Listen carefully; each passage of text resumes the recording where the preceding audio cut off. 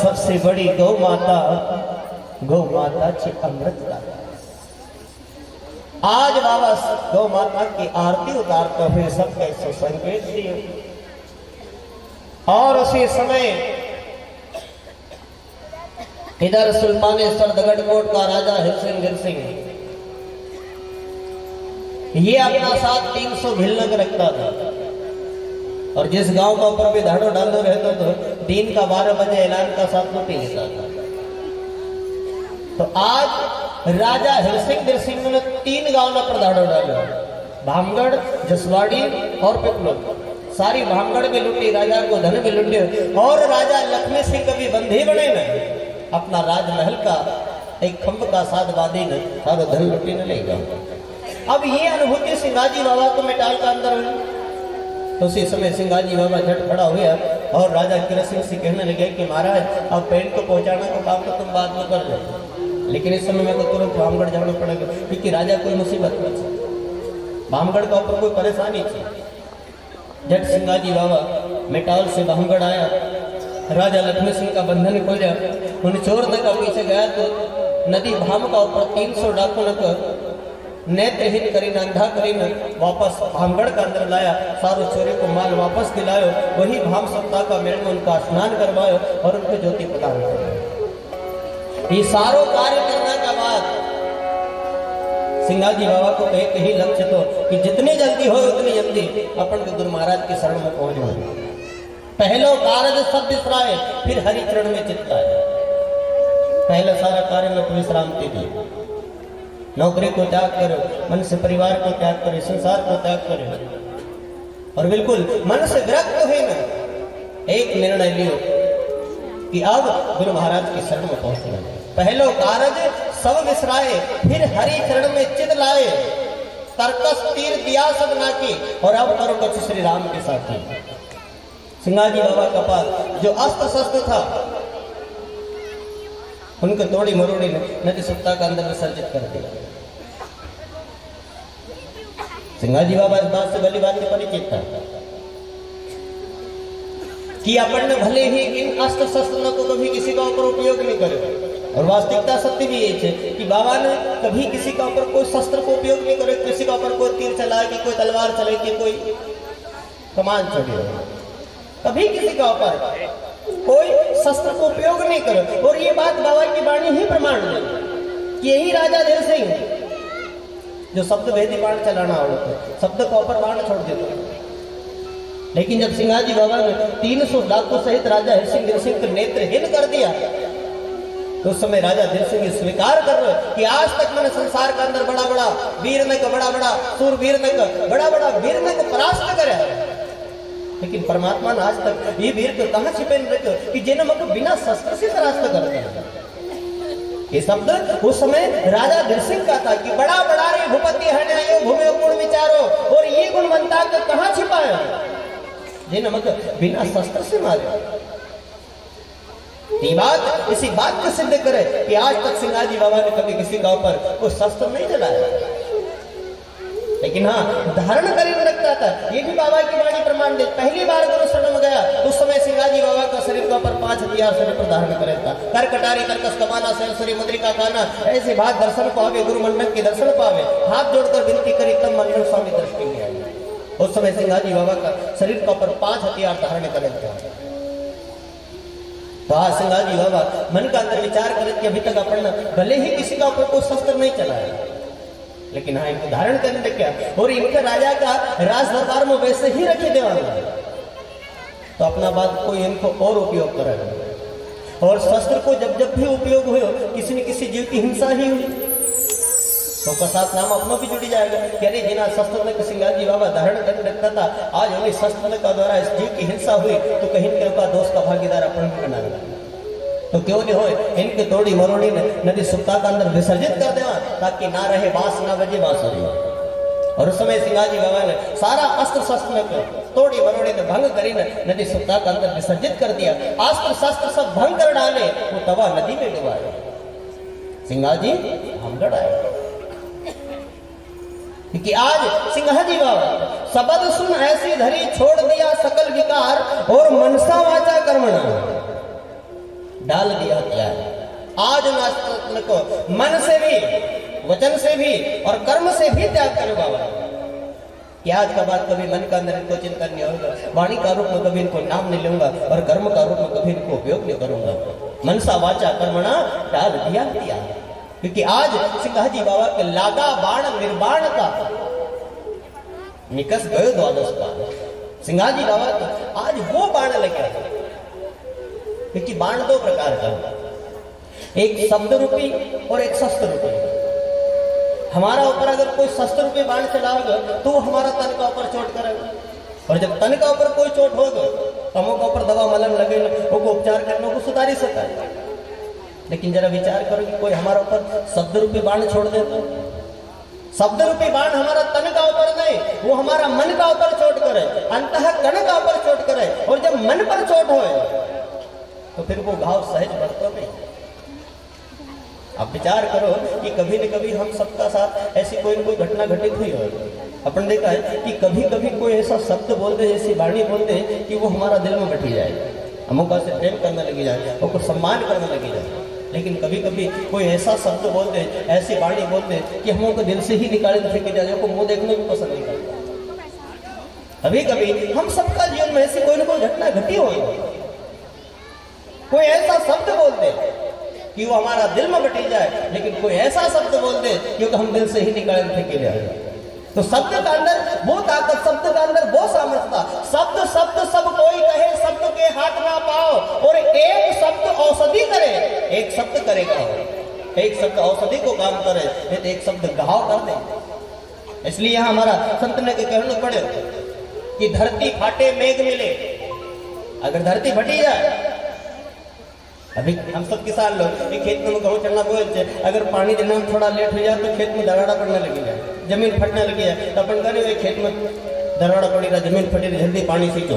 अब ये तो पानी सींची देवा या ऊपर से बारिश हो जाए तो दराड़ा बंद हो जाए। धरती फाटे मेघ मिले, कपड़ा फाटे डोर। अगर कपड़ों फटी जाए तो हम लोग सुई धागा से जोड़ देवा, सी देवा। तन फाटे को औषधि, शरीर के ऊपर कोई चोट हो जाए, कोई घाव हो जाए तो दवा मलम लगे को उपचार करेंगे, वो सुधार देगा। लेकिन जरा विचार करो कि एक बार कभी हमारा मन फटी जाए तो वो कोई उपचार नहीं, वो कोई इलाज नहीं। धरती फाटे मेघ मिले, कपड़ा फाटे डोर, और तन फाटे को औषधि, लेकिन मन फटे को नहीं ठोर, फिर वो कोई इलाज नहीं, वो कोई उपचार नहीं। तो आज हमारा स्मृति की हुई है, शब्द का अंदर वो ताकत, शब्द का अंदर वो पावर। एक शब्द औषधि करे, एक शब्द करेगा।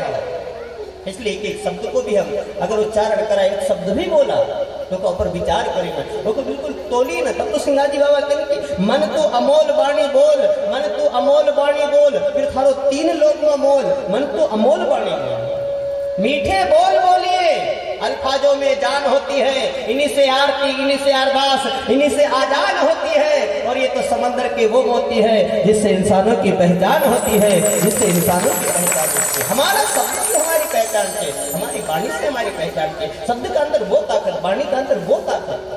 साहब हमारा संत तो अपनी वाणी का प्रमाण दे कि घी दूध काजू बादाम का अंदर जितनी ताकत नहीं, वो कैसे कहीं गुना ज्यादा ताकत शब्द का अंदर है। शब्द इतना पावरफुल है, शब्द इतना ताकतवर है कि एक शब्द हमारा जीवन बने भी सके, नहीं तो एक शब्द हमारा जीवन बिगाड़ी भी सके। शब्द का अंदर वो साथ। और साहब इस देश का अंदर के प्रमाण है, इस भारत का अंदर महाभारत जैसा महायुद्ध को भी कोई जन्मदाता है तो केवल एक शब्द ही तो है। द्रौपदी का मुख से केवल एक शब्द निकले, अंधस पुत्र अंधा, और उसी एक शब्द ने महाभारत जैसा महायुद्ध को जन्म करार दी, महाभारत जैसा महाकाव्य की रचना करार दी। तो आप विचार करो कि शब्द का अंदर कितना ताकत। एक शब्द द्रौपदी का मुख से निकले, नहीं तो वही एक शब्द तुलसीदास जी की पत्नी रत्नावली का मुख से निकले, यानी इस हाड़ दास का बदन से आपकी इतनी प्रीति, अगर एक खासी आदि प्रीति भगवान का नाम से हो जाती तो आप भवसागर से पार हो जाता, और उसे एक शब्द में तुलसीदास बनेगी और रामचरितमानस जैसा महाकाव्य की रचना होगी। तो आप विचार करो कि शब्द का अंदर कितनी ताकत, शब्द कितना पावरफुल। तो आज सिंहाजी बाबा को वो शब्द लगे और सिंहाजी बाबा के स्वीकार करने पड़े कि गुरु महाराज आज आपने मतलब कैसा शब्द रूपी बाण मारा, मारा बाण कसी महारा सदगुरु, मारा बाण कसी महारा अंतस गैर दसी महारा सदगुरु, मारा बाण कसी। और गुरु महाराज जब से आपका इस शब्द रूपी बाण लगा नहीं, तब से न तो रात को नींद आती, न दिन को भोजन अच्छा लगता। भोजन नहीं भावे न तो निद्रा नहीं आवे, ये तन पर विपद कसी, महाराज सदगुरु मैं तो मारा बाण कसी। गुरु महाराज आपने कोई छुरी कटारी नहीं मारी, कोई तीर तलवार नहीं मारा, छुरी नहीं मारी, कटारी नहीं मारी, यहाँ तो केवल शब्द की भाल फंसी। महाराज सदगुरु मैं तो मारा बाण कसी, तन पर घाव नजर नहीं आवे, हम कहाँ लगाओ दवा घसी, महाराज सदगुरु मैं मारे बाण कसी। तो आज सिंघाजी बाबा का वो शब्द रूपी बाण लग गया, लागा बाण निर्बाण का, निकस गयो द्वादश पार, और मनमोआसी को मारिया तो वहां छन्ना लागे। और उसी समय सिंघाजी बाबा ने एक निर्णय लिया कि अब जितनी जल्दी हो उतनी जल्दी अपन को गुरु महाराज की शरण में पहुंचना। गुरु करने की मन में धरी, सत समय लियो विचारी, सूरत धरी फिर घर से आए, गुरु मंडल के दर्शन पाए, रामनगर में बसे मटरंगा, राम रमे तीनों के संगा, सिंगा जीता चल कर आए, कर जोड़ कर शीश नवाए, अब दया करो मेरे सदगुरु साए, देव उपदेश अपनो कर ले, मैं अनाथ मोहे प्रेम सुख दीजो, और तुम बिना जानो नहीं दीजो। उसी समय सिंघाजी बाबा रामनगर गुरु चारखेड़ा का ऊपर गुरु महाराज की शरण में पहुंचा। अब जैसे ही गुरु महाराज की शरण में पहुंचा तो हाथ जोड़ी में साष्टांग दंडवत प्रणाम करे, पांच परिक्रमा लगाई, और उस समय गुरु महाराज से हाथ जोड़ने से प्रार्थना करते हुए कहने लगा कि गुरु महाराज अब इस दास पर दया करो, अब दया करो मेरे सदगुरु साईं, देवो उपदेश अपनो कर ले, मैं अनाथ मोहे प्रेम सुख दीजो, और तुम बिना जानो नहीं दे। आज सिंघाजी बाबा गुरु महाराज की शरण में गया तो कुछ मांगना का ले गया, कुछ पाना का ले गया, और यही स्थिति आप हम सबकी भी थी। हम भी कोई भगवान का मंदिर में जावा, कोई देवधामी का मठ में जावा, कोई संत सदगुरु की शरण में जावा, तो आप हम सब भी मांगे लालच से कुछ न कुछ मांगना कर ली जाता, क्योंकि बिना मांगे कोई नहीं जाता। सिंघाजी बाबा तो अपनी वाणी में लिखा है कि देवी देवता पूजन सब स्वार्थ का, भगवान का मंदिर में देने कभी दो अगरबत्ती भी लगावा तो ओखा पीछे भी हमारी कहीं न कहीं डिमांड थे, कुछ न कुछ डिमांड थे, कुछ न कुछ मांगांगा जरूर, नहीं कहीं तो इतना तो मांग लेगा कि बाबा अच्छो राग गए, लेकिन मांगांगा जरूर, कोई नहीं जा। देवी देवता पूजन सब स्वार्थ का। तो आज सिंघाजी बाबा भी गुरु महाराज के शरण में गया तो वो भी मांगना का लिए गया। आज या सिंघाजी बाबा गुरु महाराज से क्या मांग रहा, मैं अनाथ मोहे प्रेम सुख दीजिए, अब सुख मांगना कर लिया। तो भैया हम का दुख मांगना कर लिया, हम भी भगवान से सुख ही मांगा कि किसी ने आज तक भगवान से दुख मांगे, वो तो एक भक्त हुई कुंती जिन्हें भगवान से दुख मांगे, विपत्ति मांगी, लेकिन देखा बाद आज तक ऐसा कोई सुनना के नहीं मिले किसी ने भगवान से दुख मांगा। आप हम सबके सुख की ही अपेक्षा लेने जाएंगे, लेकिन भैया सुख भी दो प्रकार का था, एक बहिर्मुखी सुख, एक अंतर्मुखी सुख, माने एक बाहर को सुख, एक अंदर को सुख। तो हम सांसारिक लोग जो थे, हम भगवान के शरण में जावा, संत सदगुरु के शरण में जावा, देवधामी का मठ में जावा, तो हम सब बाहर को सुख मांगेंगे, कोई घर को सुख मांगे, कोई परिवार को सुख मांगे, कोई खेती बाड़ी को सुख मांगे, कोई घोड़ा गाड़ी को सुख मांगे, कोई पद प्रतिष्ठा को सुख मांगे, ये जितना भी लौकिक सुख थे हम सब ये बाहरी सुख मांगे। लेकिन सिंघाजी बाबा गुरु महाराज की शरण में गया तो उन्होंने ये बाहरी सुख नहीं मांगा, क्योंकि सिंघाजी बाबा जानता था कि हाँ ये बाहरी सुख कितो भी मांगे लूंगा, ये तो देना वाला है, ये दाता है, जो मांगा सो दिया हरि ने, लेकिन तो भी नहीं मनसा भरी, सदारे मन आनंद भजी। ये बाहरी सुख हमको कितनों भी मिले जाए, लेकिन ये जीवन पर्यंत हमको सुख नहीं दे सकता। ये बात में कहीं न कहीं दुख ही देगा, बाद में कहीं न कहीं दुख ही देगा, वो पूर्ण रूप से सुखी नहीं कर सकता। और आज हम सब की स्थिति यही थी, हम सब कहीं न कहीं दुखी थे, कोई तन दुखी, कोई मन दुखी, कोई धन दुखी, फिरे उदास, थोड़े थोड़े सब दुखी। ये तन धन सुखिया कोई ना देखा, जो देखा सो दुखिया हो, उदयास्त की बात कहते सबका किया विवेका हो, घाटे बाड़े सब जब दुखिया, त्याग रही क्या बैरागी हो, और सुखदेव दुख के कारण ये गर्भ से माया त्यागी हो। ये तन धन सुखिया कोई ना देखा, जो देखा सो दुखिया हो, जोगी दुखिया जंगम दुखिया तपसी को दुख दूना, और आशा तृष्णा सबको व्यापे, यहाँ कोई महल नहीं सुना, कोई भी छाती ठोकी नहीं कह सकते कि हम पूर्ण रूपेण सुखी थे। आप हम सब कहीं न कहीं दुखी थे, सब कहीं न कहीं दुख से ग्रसित थे, किसी न किसी दुख से हम ग्रसित, सब कहीं न कहीं, कोई भी एक छोटा से पूछ लिया, बड़ा से पूछ लिया, एक छोटा से गरीब से पूछो कि भैया आप सुखी हो, तो ये कहे भैया हम काहे का सुखी, हम तो टक्का ले रहे टक्का खाए रहे, ये सुखी तो बड़ा लोग। अब वो बड़ा में से पूछे कि भैया तुम सुखी हो, तो भी ये कहे भैया हमने काहे का सुखी, रात को 3-4 गोले लेना पड़ा जब नींद आ गई, नींद नहीं आती। तो सब कहीं ना कहीं दुखी थे। दीन कहे धनवान सुखी, धनवान कहे राजा को सुख भारी, राजा कहे महाराजा सुखी, महाराजा कहे इंद्र को सुख भारी, इंद्र कहे ब्रह्मा सुखी, ब्रह्मा कहे विष्णु को सुख भारी, लेकिन कहे तुलसीदास बिचारी, हरि भजन बिन सब जीव दुखारी, हरि भजन बिन सब जीव दुखारी। अगर कोई कुछ क्षणिक सुख का अनुभव कर रहा है, तो जो कहीं ना कहीं सत्य से जुड़ेल छे, धर्म से जुड़ेल छे, पुरुषार्थ से जुड़ेल छे, भजन से जुड़ेल छे, वही सुख को अनुभव कर रहे। नहीं तो बाकी तो हम सब दुखी थे, कोई तन दुखी, कोई मन दुखी, कोई धन दुखी, फिरे उदास, और थोड़े सब दुखी, लेकिन सुखी राम को दास, जो हरि का दास छे, जो भगवान का भक्त छे, जो कहीं न कहीं भजन से जुड़ेल छे, जो धर्म से जुड़ेल छे, जो पुरुषार्थ से जुड़ेल छे, वही कुछ सुख को अनुभव कर रहा है। बाकी तो हम सब कहीं न कहीं दुखी थे, और यही संसार की रीति थी। संत और संसार में इतना अंतर थे कि संत बाहर से दुखी थे, लेकिन अंदर से सुखी थे। बाहर से दुख, वो संसार की हालत को देखने बड़ा दुखी हो कि देखो ये जीवन को भगवान ने कितना बड़ा अच्छा अवसर दियो, कितना बड़ा सौभाग्य दियो कि आज इनके मानव शरीर दे दियो, ये मानव तन दियो, भजन करना का लिए कितनी साधन व्यवस्था न दी, लेकिन फिर भी ये भजन का पीछे नहीं, माया का पीछे दौड़ रहा है। संत कहीं न कहीं इस बात से दुखी थे, इस बात से चिंतित थे। सुखिया सब संसार है, खावे और सोवे, हम सब सुखी थे बाहर से, तो खूब खाई रहा, कमाई रहा और सोई रहा, रात गमाई सोए हर दिवस गमाए खाए, और ये हीरा जन्म अनमोल था जो कौड़ी बच बताए। हम बाहर से सब सुखी थे, लेकिन अंदर से सब दुखी थे। बेचारा कहीं कहीं कोई न कोई किस नाम को रोई सब रोई रहे, सब दुखी थे। और साधु बाहर से दुखी नजर आएगा आपको, यहां तक संत नगा पास देखी कि एक समय की भोजन की व्यवस्था नहीं, लेकिन फिर भी अंदर से वो आनंद की अनुभूति कर रहा है, उस परम सुख की अनुभूति कर रहा है, अंदर से वो सुखी थे।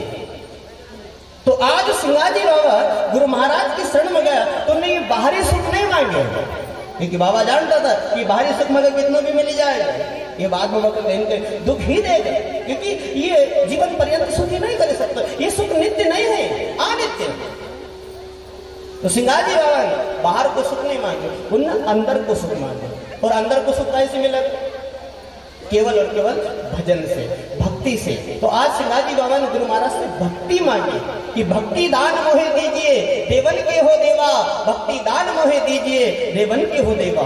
जन्म पाओ विष्णु नहीं, करो संत की सेवा, भक्ति दान मोहे दीजिए, देवन के हो देवा। नहीं मांगू धन संपदा, नहीं सुंदर वरनारी, और सपना में भी मांगू नहीं, मोहे आन तुम्हारी, केवल भक्ति दान मोहे दीजिए, देवन के हो देवा। तो आज सिंगाजी बाबा गुरु महाराज से हाथ जोड़े भक्ति मांगी रहा है, और भक्ति वो कल्प वृक्षा है कि देखा नीचे बैठी ना, आप जो कल्पना करोगे नहीं वो आपका सामने हाजिर हो जाएगा। भक्ति वो काम देना कि देखा पास देना, आप जो कामना करो वो देना के लिए तैयार है। तो आज सिंगाजी बाबा गुरु महाराज से हाथ जोड़े प्रार्थना करते हैं, कह रहा है कि गुरु महाराज मखा भक्ति दे, गुरु महाराज मखा भक्ति दे। तो आज सिंगाजी बाबा गुरु महाराज से भक्ति मांगे, होकर हाथ जोड़े अरदास हो,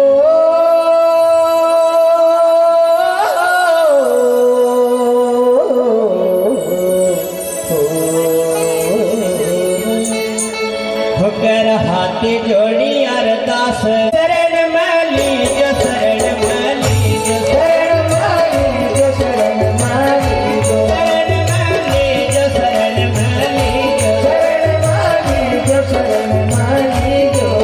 हर गुरु जी मग भक्ति दान दे दीजो, हर गुरु जी मग भक्ति दान दे दीजो, हर गुरु जी मग भक्ति दान दे दीजो, हर गुरु जी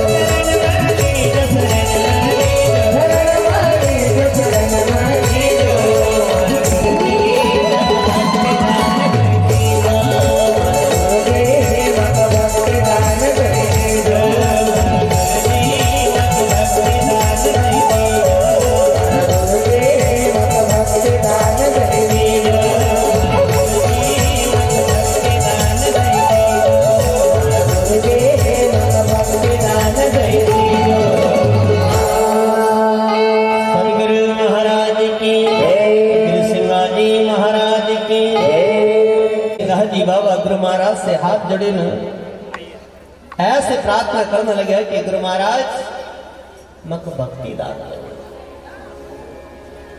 मैं अनाथ मोहे प्रेम सुख दीजो, तुम बिना जानो नहीं दीजो। उसी समय मनरंजन बाबा सिंगाजी बाबा से कहने लगे कि भैया सिंगा,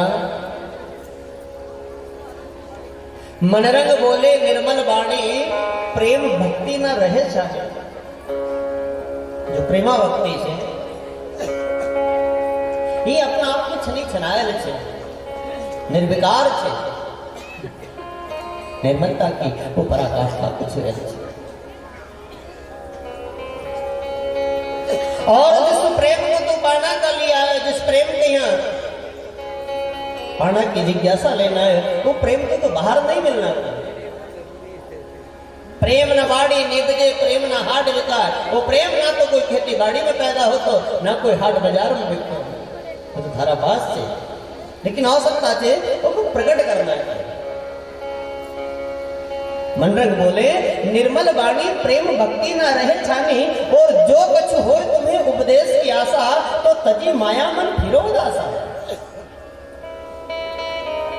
संसार से वो विरक्त आला और मन को कहीं न कहीं भजन से जोड़, शब्द से जोड़, नाम से जोड़, उस प्रेम को पाना काली। अगर उस प्रेम को पाना की जिज्ञासा है, उस प्रेम को प्राप्त करना, उस प्रेम का दर्शन करना, तो कहीं न कहीं भजन से संबंध जोड़ना पड़ेगा। हमारा संत अपनी वाणी में प्रमाण दे कि अगर है प्रेम दर्शन का तो भजन से प्रीत कर प्यारा। प्रेम का दर्शन करना, प्रेम को पाना, प्रेम को पाना की जिज्ञासा है तो भजन से संबंध जोड़। अगर है प्रेम दर्शन का तो भजन से प्रीत कर प्यारा। छोड़कर काम दुनिया के, रोक विषयों से मन अपना। जो मन की विषय आसक्ति थी, जो मन के प्रति विषय से जुड़े थे, मन का विचार को त्याग कर, उस आसक्ति को त्याग कर। छोड़कर काम दुनिया के, रोग विषयों से मन अपना, और जीत कर नींद आलस को, रहो एकांत में प्यारा। अगर है प्रेम दर्शन का तो भजन से प्रीत कर प्यारा। बैठ आसन जमा करके त्याग मन के विचारों को, फिर देख भ्रमटी के अंदर चमकता है अजब तारा। अगर है प्रेम दर्शन का तो भजन से प्रीत कर प्यारा। फिर कभी बिजली, कभी चंदा, कभी सूरज नजर आवे, कभी फिर ध्यान में भासे वो ब्रह्म ज्योति चमकारा। अगर है प्रेम दर्शन का तो भजन से प्रीत कर प्यारा।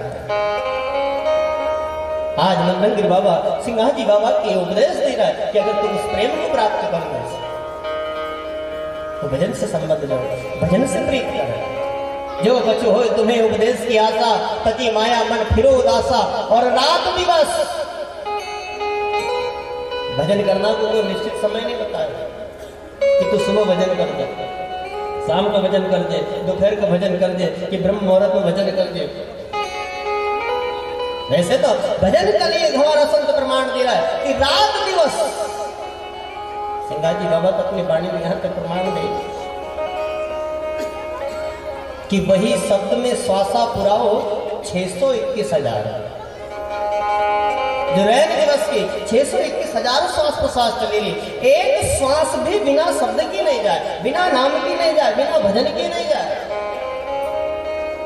क्योंकि सिंगाजी बाबा ने एक एक शब्द को मोल, एक एक श्वास को मोल बताया। कह तो हो, कह जात हो, कह बजाओ ढोल। और एक श्वास में जात है 3 लोग का मोल। यहां को महाराज आदेश कर रहा है कि रात दिवस करो श्री राम की सेवा, और अवगुण तजी पूजो आत्मदेवा। क्योंकि सकल आत्मा देखो आप समान।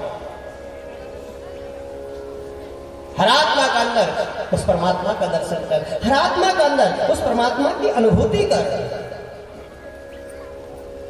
यहां तो गुरु महाराज अपनी वाणी में यहां तक प्रमाण दे रहा है कि कोड़ी पुष्टि अंग का मलिना ताको भी सहन करते।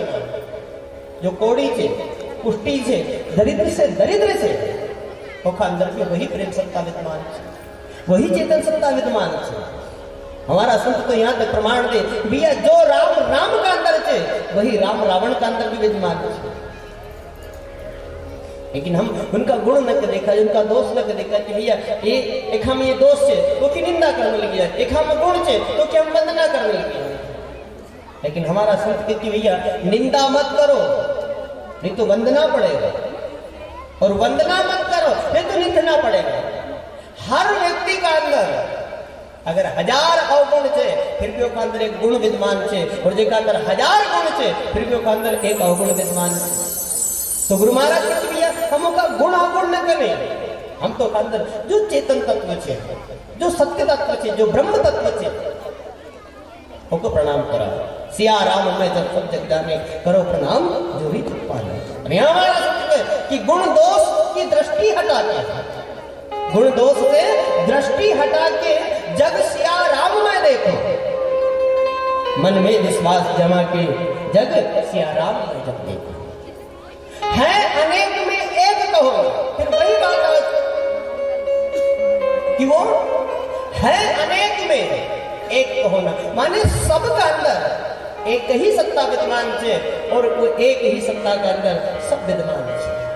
जैसे सिंगार जी बाबा कहते कि जल में डूबी घाघरी जल घाघर के माए, ऐसी आलम डूबी ब्रह्म में अंधे को सुजत ना। एक है अनेक में एक कहो ना, जैसे आभूषण में सोनो। कलवाड़ी की सोनो एक थे, आभूषण अनेक थे। तो यहाँ गुरु महाराज की क्रिया कोड़ी पुष्टि दरिद्र से दरिद्र छे वो का अंदर भी वही एक सत्ता विद्यमान है। सकल आत्मा देखो आप समाना तब सेवा साई साची करवाना। परमात्मा आपकी सेवा को स्वीकार कब करेगा जब आपको वो चश्मो लगेगा। क्योंकि हम जिस कलर को चश्मो पहनागा नहीं हमको उसी कलर का सब दिखेगा। कभी यहाँ लाल कलर को चश्मो पहन लेगा ये सब दौड़ा फट पड़े ये भी लाल चढ़ जाता है। तो जिनने वो ब्रह्म रूपी चश्मो पहन लिया उनको सब ब्रह्म ही दिखाएगा, उनको कोई भिन्न नहीं दिखाना। तो गुरु महाराज कहते वो चश्मो धारण कर वो वृत्ति बना सकल आत्मा देखो आप समाना तब सेवा साई साची कर माना। कोड़ी कुष्टी अंग का मलिना ताको भी साहब कर चीना। सेवा चाकरी सदन की कीजिए जो मांगे सो सब रस दे। अगर थारा द्वार पर कोई मांगना की अभिलाषा लेना है, मांगना की इच्छा लेना है और थारे पास पर्याप्त है तो को मना मत कर दो। पहली बात तो मांगनो दोष यानी मांगन गए सो मर गए। संत ने की वृत्ति मांगना में नहीं है, क्योंकि संत इस बात से भली भांति परिचित है कि सहज मिले सो दूध है। जो सहज मिले जाए बिना मांगे मिली जाए स्वतः मिली जाए वो दूध का समान है, और मांगे मिले सो पानी जो मांगना से मिले वो पानी का समान है। लेकिन यहाँ गुरु महाराज के भैया सहज मिले सो दूध है मांगे मिले सो पानी, और कहे कबीर वो रक्त है जामे है चाहता नहीं। तो गुरु महाराज की मांगन गए सो मर गए, मरे तो मांगन जाए लेकिन उनसे पहले वो मरे जो होते मर जाए। यहाँ गुरु महाराज की भैया तारा पास कोई मांगना की इच्छा लेना हो तो को मना मत कर दे। मांगन धन द्वारा गुरु महाराज कहाँ तक आदेश दे रहा है कि धन दारा मांगे सुत। धन माने अर्थ, दारा माने पत्नी, सुत माने पुत्र, इनका भी कोई मांगना ऐसा करे। और सिंगाजी बाबा का इतिहास भी गुरु महाराज जानता था। उनको मालूम था कि एक साथ आगे ऐसी घटना नहीं घटना वाले थे, और आगे कथा का अंदर होगा कि 2 ब्राह्मण देवता सिंगाजी बाबा से उनकी पत्नी मांगने का लिए। तो गुरु महाराज ने उनको अभी से आदेश कर दिया, अभी से पक्को, क्योंकि गुरु अपना शिष्य को बिल्कुल पक्को कर ही देता है, बिल्कुल शॉर्टंच, जरा से भी कमी नहीं, जरा से भी त्रुटि नहीं रहने दे। यहाँ गुरु महाराज तेरा धन द्वारा मांगे सोता जो मांगे सो दीजिए तुरंत, क्योंकि मुक्त मूल है साची सेवा और जुग जुग पखाने सदगुरु देवा। जल पद बुझी कल की शीतल भया सवांग लोहाते कंचन भया जब पारस पर से। आज सिंहाजी बाबा तो गुरु महाराज की वाणी सुने, उनको मार्गदर्शन से ही एक आत्म संतुष्टि मिली। जलपद बुझी तन की शीतल भया सब अंग लोहाते कंचन भया जब पारस पर से। जैसे पारस का अंदर वो गुण थे, पारस की वो विशेषता थी कि अगर कोई पारस लोहा को स्पर्श कर ले तो फिर वो पारस वो लोहा को लोहो नहीं रहने दे, वो को सोना में परिवर्तित कर दे। ये पारस की विशेषता है, पारस के अंदर ये गुण थे। लेकिन भैया हमारा संत अपनी वाणी में प्रमाण दे कि भैया इस बात को ध्यान थोड़ा हमको भी रखना पड़ेगा कि पारस उसी लोहा को सोनो बनाओ जो लोहो भी साफ शुद्ध है। नहीं तो जल खाए लोहा का कभी हम पारस से लगा तो वो कभी सोनो नहीं बना। ऐसे भगवान कहे कि भैया मम दर्शन फल परम अनुपा और जीव पाय निज सहस रूपा। जो एक बार हमारा दर्शन कर ले, ये भगवान का शब्द है। भगवान कह रहा है कि जो एक बार हमारा दर्शन कर ले वो अपना सहज स्वरूप का दर्शन कर ले, सहज स्वरूप की अनुभूति कर ले। ये भगवान का दर्शन को फल बता रहा है। भैया भगवान का दर्शन को फल कहते हैं। यहाँ भगवान स्वयं कह रहा है कि मम दर्शन फल परम अनुपा और जीव पाय सहज स्वरूप। तो फिर हम जैसा जीव की एक तार्किक बुद्धि थी, हम तर्क लेकर के लगा कह रहे भगवान का दर्शन से ही अगर सहज स्वरूप की अनुभूति हो जाए, सहज स्वरूप का दर्शन हो जाए, तो फिर ये रावण सरीका, दुर्योधन सरीका, ये तो कहीं को 18 दिन तो कहीं को 27 दिन भगवान के सामने बिल्कुल तीर कमान लेने खड़ा है। इनका स्वरूप का दर्शन इनकी क्यों नहीं हुआ, इनका स्वरूप की अनुभूति क्यों नहीं हुई? तो भैया हमारा संत के भैया वहां शर्त भी तो है। सोन मने पारस के अंदर ये विशेषता है, पारस के अंदर ये गुण है कि भैया मैं लोहे को सोना बना सकता हूं, लेकिन मेरी एक शर्त है, वो लोहा शुद्ध होना चाहिए, साफ होना चाहिए। अब जब खाए लोहा का तुम पारस से लगा तो वो कहे सोना बना कि रावण सरीका, ये दुर्योधन सरीका, ये वो जंग खाए लोहा है कि ये 27 दिन का 27 महीना भी भगवान का सामने खड़ी रहे तो भी इनको स्वरूप की अनुभूति नहीं हो, दर्शन नहीं होगी। कबीर को लिखना पड़े कि सुखा लकड़ में घणो घणो सींचो, पान फूल नहीं आवे, अरे इना कागला ने घणो घनायो। वो तो कर्रा बोले गुरु कितना दे उपदेश, मूर्ख बने एक नहीं लागे। सूखा झाड़ पर आप कितना ही पानी सींचो वो कभी हरो भरो नहीं बनाते, उस सुखो ही रहते। तो याद हमारा कि जलपद बुझी तन की शीतल भया सबांग, लोहा पे कंचन भया जब पारस पर से आया। पारस के अंदर वो विशेषता है, पारस के अंदर वो गुण है कि वो लोहा का भी सोना में परिवर्तित कर दे। लेकिन हमारा संत के लिए पारस के अंदर वो गुण जरूर है कि लोहा को सोना बड़े संग, लेकिन फिर भी वो अंदर भेद है। और भेद यही कि पारस लोहा दोनों बने सके, पारस नहीं बने सकता। और हमारा संत अपना सानिध्य माया देव का संत बड़े ने छोड़ दे कि संत बड़े परमार के शीतल जिन का अंग और तपन बुझावे और के दे दे अपना रंग। संत अपना रंग प्रदान करे, संत अपना गुण प्रदान करे। सदगुरु गुण संत किया अंतर दियो निज भेद और दुख 84 काटिया लखायो सूक्ष्म भेद। सिंगाजी बाबा के जब गुरु महाराज द्वारा ऐसा मार्गदर्शन मिले तो सिंगाजी बाबा गुरु महाराज से हाथ जोड़े प्रार्थना करे कि गुरु महाराज हम ज्यादा तो कुछ नहीं जानता, जय लेकिन आज हम आपको विश्वास दिलाऊं कि अगर हम यहाँ किसी को सत्य और शाश्वत मानूंगा तो केवल आपका शब्द है, आपकी वाणी है। कहे सिंगा हम कछु नहीं जानू और साचो शब्द तुम्हारा मानो। आज हम किसी को सत्य और शाश्वत मानूंगा तो केवल आपका शब्द का, आपकी वाणी का, आपका आदेश का। और भैया आज हमारा से अगर कहीं भूल हुई तो केवल इतनी ही भूल हुई कि हम केवल गुरु को माने रहे, राम को माने रहे, कृष्ण को माने रहे, गीता को माने रहे, रामायण को माने रहे, भागवत को माने रहे, प्रचरी पुराण को माने रहे। हम केवल इनका माने रहे लेकिन इनकी नहीं मानते। और हमारा कल्याण अगर कहीं छुपेल छे तो गुरु को मानना मनी गुरु की मानना मुझे, राम को मानना मनी राम की मानना मुझे। राम को मानना अच्छी बात है, गुरु को मानना अच्छी बात है, कोई विरोध नहीं है, कोई खंडन नहीं है। लेकिन जरा विवेक लगाओ, विचार करो। और ये संत महापुरुष जितना बेचे ये कोई मान्यता में प्रसन्न होने वाला नहीं कि आप हमको खूब मानो, खूब हमारी सेवा करो, खूब हमको भेंट पूजा करो, खूब हमारी सेवा करो जब हम प्रसन्न हुआ। संत सदगुरु कभी भी मान्यता का अंदर प्रसन्न नहीं होता, वो मानना में विश्वास नहीं करता, वो जानना में विश्वास करे। और जहां तक मान्यता न छे वहां तक कहीं न कहीं आपको भय ही छे, वहां तक कहीं न कहीं दुख ही छे। मान्यता कभी भी दुख की निवृत्ति नहीं कर सकती, मान्यता कभी भी भय की निवृत्ति नहीं कर सकती, क्योंकि मान्यता है जहां माने लिया, लेकिन फिर भी वो निर्भयता नहीं है। आप विचार करो कि हम किसी रात में हमारे मकान में सोया, कमरा में सोया, और वो कमरा में कभी एक रस्सी लटक के घी जाए तो हमको डर लगे कि यार कहीं सांप तो नहीं लटकता हो। लेकिन किसी ने कहते कि भैया वो सांप नहीं है, वो तो रस्सी है, तो सो आराम से, मत डर, मत चिंता कर, सो जा, वो तो रस्सी है, सांप नहीं है। अब हमने उसकी मान ली और खटिया पे चली गया, लेकिन फिर भी हम निर्भय होगा क्या, निडर होगा क्या? नहीं, फिर भी भय तो सतावा हम, कहीं कहीं भयभीत रहा है कि कहीं मालूम सांप नहीं हो, कहीं मालूम सांप नहीं हो। और कभी हम हमारी नजर से देख लिया कि सांप नहीं है, रस्सिया है, तो फिर बिल्कुल निश्चिंत हो हम सोएंगे, कोई डर नहीं, कोई भय नहीं, क्योंकि हम लोग को जान लिया। और अभी तक केवल मान्यता में बदल थे, तो गुरु महाराज की मान्यता में नहीं बनना, जानना को प्राप्त। और संत कभी भी मानना से प्रसन्न नहीं होता है, संत कभी भी मान्यता में नहीं उलझता।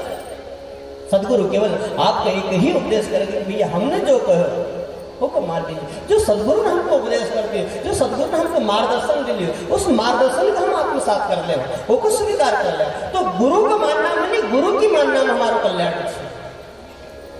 आप डॉक्टर को खूब मानो, डॉक्टर को खूब आप सम्मान दो, डॉक्टर से आप खूब प्रेम करो, लेकिन डॉक्टर ने जो दवा गोले देते हैं वो कभी समय पर नहीं ले तो हमारा इलाज ठीक नहीं जाएगा, हमारा बुखार भाग ही जाएगा, या हमारी बीमारी कटी जाएगा।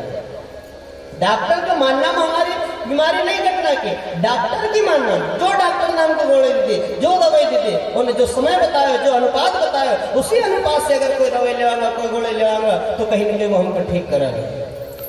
तो यहाँ सिंगाजी बाबा गुरु महाराज से हाथ जोड़ने यही प्रार्थना कर रहे कि गुरु महाराज कहे सिंगा हो कछु नहीं जानो, और साचो शब्द तुम्हारो मानो, देवो उपदेश करो तारा, अब तो राखो प्रभु शरण तुम्हारा, क्योंकि मैं हूं मूर्ख मति को हीनो, और वो अजरा शब्द कैसे पहचान। अब देखो सिंगाजी बाबा जैसा महापुरुष, श्रृंगी ऋषि को अवतार, जिनने इस भूमि का ऊपर विश्व अवतार करवायो, राम को अवतार करवाया, लेकिन वो भी गुरु शरण में गया तो अपने आप को कितनी छोटी सी छोटी उपमा दी रही कि मैं मूर्ख मति को हीनो, हाजरा शब्द कैसे पहचाने। सिंगाजी बाबा का नाती हुआ दलुदास बाबा, ये उनका नाती भी हुआ और उनका परम शिष्य भी हुआ। जब दलुदास बाबा ने सिंगाजी बाबा की लीलाना को वर्णन करे तो 1400 पद की रचना हुई है, 1 2 4 10 20 नहीं, 50 100 नहीं, 1400 पद लिखेगा केवल उनकी लीलाना को वर्णन करना। लेकिन जब 1400 पद की रचना करी दलुदास बाबा ने, तो दलुदास बाबा एक पद में लिखे कि दल्लू पतित पतहीन है, ऐसो मूर्ख मुंड अजान, और ज्ञान ध्यान कछु जानो नहीं, केवल हमारी गुरु चरण लग के दौड़ो। ये दलुदास बाबा का शब्द है।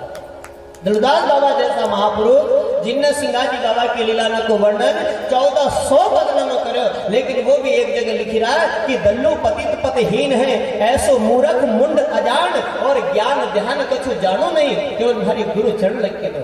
और हम उनका 1400 भजन नमः से खाली 14 भजन से की जाओ, तो हमारा 5 जमीन पर नहीं टेकता कि हमारा सरी गायक नहीं, हमारा सरी कोई कथाकार नहीं, हमारा सरी कोई गावड़े नहीं, हमारा सरी कोई भजन वाला नहीं। तो जरा विचार तो करो, ये संत महापुरुषों ने हम कुछ तो शिक्षा लेवा, कुछ तो ज्ञान लेवा, और संत तो यही हमको मार्गदर्शन दे रहा है, हमको यही संकेत दे रहा है कि संत का चरण पकड़ने की आवश्यकता नहीं है, हम संत का आचरण पकड़े ले, जो उन्हें मार्गदर्शन दिए उस मार्गदर्शन का हम पकड़ ले। और सिंगाजी बाबा तो अपनी वाणी में लिखे कि पहले संत महंत जो कीनी, सोई गैर सिंगाजी ने चीनी। जो संत महापुरुष जिस मार्ग से गया उसी मार्ग से सिंगाजी बाबा दे रहे हैं, और हमको भी वो यही आदेश कर रहा है, यही मार्गदर्शन दे रहा है कि भैया जिस रास्ता से संत चले उसी रास्ता से आप भी चलो, उस मार्ग से चला, उनका मार्गदर्शन को हम अनुसरण करा, उनका मार्गदर्शन को हम आत्मसात करा, तो हमारा कल्याण के। और यहाँ सिंगाजी बाबा जैसा महापुरुष अपना आप को कितना छोटा व्यक्त कर पाए, मैं मूर्ख मति को ही अजरा शब्द कैसे पहचाने। गुरु महाराज अभी तक हम उस शब्द को नहीं जान पाए, उस शब्द को नहीं पहचान पाए। जिस शब्द से ध्रुव का अटल पद मिलो, जिस शब्द से प्रहलाद को अमर पद मिलो, जिस शब्द से नामदेव को भगवान को साक्षात्कार हो, अभी तक हम वो शब्द को नहीं जान पाए, वो शब्द को नहीं पहचान पाए। सिंगाजी बाबा तो अपनी वाणी में यहाँ पे प्रमाण दे कि अहिला जन्म गयो गुरुजी मारो, अहिला जन्म गयो मन नहीं मुख राम करो। और वो भी कब तक? सिंगाजी बाबा कह रहा कि एक पण खोयो मन दूजो पण खोयो, तीजा में शरण आया। ये शब्द सुनेंगे, ये वाणी सुने ना, कहीं न कहीं हमारा मन में ऐसा भाव बढ़ जाए कि सिंगाजी बाबा जैसा महापुरुष, श्रृंगी ऋषि का अवतार, जिनने इस भूमि का ऊपर विश्व का अवतार करवाया और उन्होंने अभी तक राम को नाम नहीं लिया। और वो भी कब तक? 3 पण तक। एक पण खोयो मन दूजो पण खोयो, तीजा में शरण आयो। गुरु जी मन नहीं मुख राम करो। तो कहे 3 पण तक सिंगाजी बाबा ने राम को नाम नहीं लिया। अरे एक छोटा सा बच्चा का बोला भी सामने बैठा लोगों को बोला कि बेटा बोल हरे राम हरे कृष्णा, हरे राम हरे कृष्णा, तो बच्चों राम राम बोलने लगे। तो फिर सिंगाजी बाबा ने अभी तक राम को नाम नहीं लिया। हमारा संत के भैया राम को नाम तो हम सब ले रहे हैं, ऐसा कोई जीव बाकी नहीं कि कोई राम को नाम नहीं ले, तो सब ले रहा है। राम नाम सब कोई कहे, ठग ठाकुर और चोर। राम को नाम संत भी ले, राम को नाम साहूकार भी ले, राम को नाम एक चोर भी ले, लेकिन हमारा संत के भैया जिस विधि से लेना चाहिए शायद वो विधि से नहीं ले पाएगा बाबा। लेकिन यहाँ तो केवल मुंडा मुंडी राम कहे मन तो फिरे उजाड़ा, और खेत कहे मोहे खेड़ा, नहीं तो कहां से बाके बाड़ा। ऐसे राम कहे तो क्या होई, ऐसे राम कहे करे ना कोई, ऐसे राम कहे गए कितने गिनत कारण हुई। नाम तो सब ले रहा है, राम नाम सब कोई कहे, ठग ठाकुर और चोर, लेकिन राम नाम जो साधु कहे वो लहजा को छोड़। जो संत जिस विधि से नाम तो सब ले रहा है, और नाम आपको सब जगह मिल जाएगा, लेकिन जो संत विधि बताओगे, जो संत उपाय बताओगे, जो संत क्रिया बताओगे, वो विधि से, वो क्रिया से, वो उपाय से नाम लेगा तो असर करेगा। बुखार की गोली तो आपको किराना दुकान पर भी मिल जाएगी, मेडिकल दुकान पर भी मिल जाएगी, लेकिन उस गोले को लेने का किस विधि से, किस अनुपात से, वो विधि तो कोई डॉक्टर ही बताओ। नाम तो आपको शास्त्र नमन में मिल जाएगा, वेद में भी मिल जाएगा, पुस्तक नमन भी मिल जाएगा, लेकिन उस नाम को लेना किस प्रकार, ये विधि तो कोई सदगुरु का द्वारा ही मिलेगा, और उस विधि से नाम लेगा वही नाम हमारा ऊपर कहीं के असर होगा। तो गुरु महाराज अभी तक विधि नहीं मिली, क्योंकि वो विधि तो गुरु का द्वारा मिले, और गुरु की शरण में तो आ जाएगा। राम नाम सब कोई कहे, ठग ठाकुर और चोर, राम नाम जो साधु कहे वो लहजा को छोड़। वो लहजा, वो विधि कुछ और अच्छे। राज सिंगाजी बाबा गुरु महाराज की शरण में आया और गुरु महाराज से प्रार्थना करे कि गुरु महाराज वो विधि मत बताओ कि जिस विधि से ध्रुव ने नाम लियो, जिस विधि से प्रहलाद ने नाम लियो, जिस विधि से नामदेव ने नाम लियो। सत प्रताप ध्रुव अटल पद पायो, सतगुरु परचो प्रहलाद अमर पद पायो। नामदेव भी आए गुरु के शरणा, और अनकी तो मैं कहा न करूं वरना, 4 वर्ण की कहीं ना जानो, और साचो शब्द तुम्हारो मानो। अब तो गुरु महाराज मैं अपने शरण में स्वीकार कर दिया, क्योंकि गुण तुम्हारो मुंह से वर्णन ना जाई, और धन धन घट पूर्ण सदगुरु साईं। जब ऐसी वाणी सिंगाजी बोले तब मंडल स्वामी अंतर्गत के खोले।